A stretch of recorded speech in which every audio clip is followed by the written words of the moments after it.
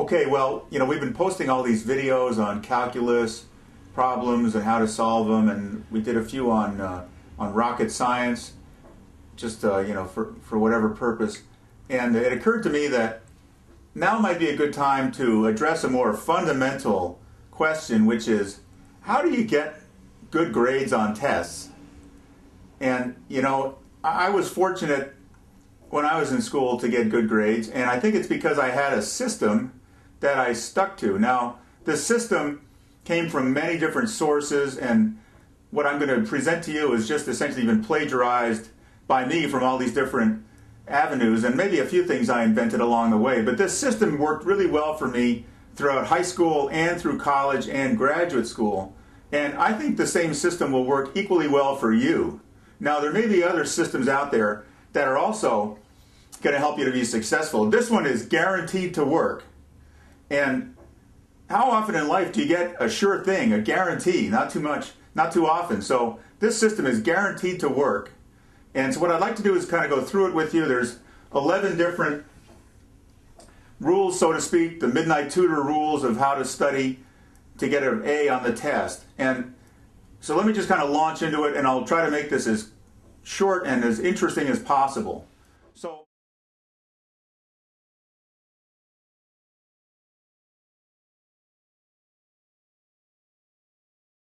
the first rule, if you don't have a methodology, you're not going to be successful. Studying for a test is a tactical exercise. It's all about having a process or a system.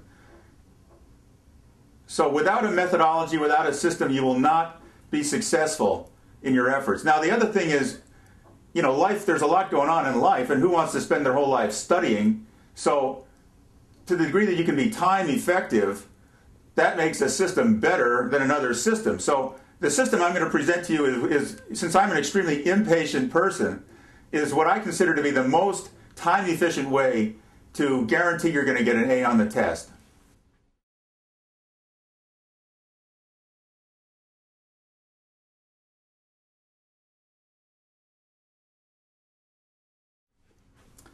The second rule, you can either practice before the test or you can practice on the test.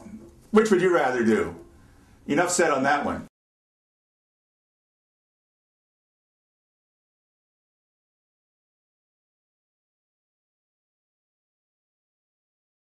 And then number 11, which is never underestimate the power of human desire. Number 11, if you can find a hot girl or a hot guy who studies regularly in the library, you will get a 4.0. And I lived that particular event when I was a sophomore in college, and it does work. So if you have some reason to be in the library for long periods of time, you will get a lot of studying done and you will get a 4.0. Okay, so this is the Midnight Tutor methodology. It's guaranteed to work. You have to use the whole thing. You can't just take pieces. You have to use the whole thing. Start using it now.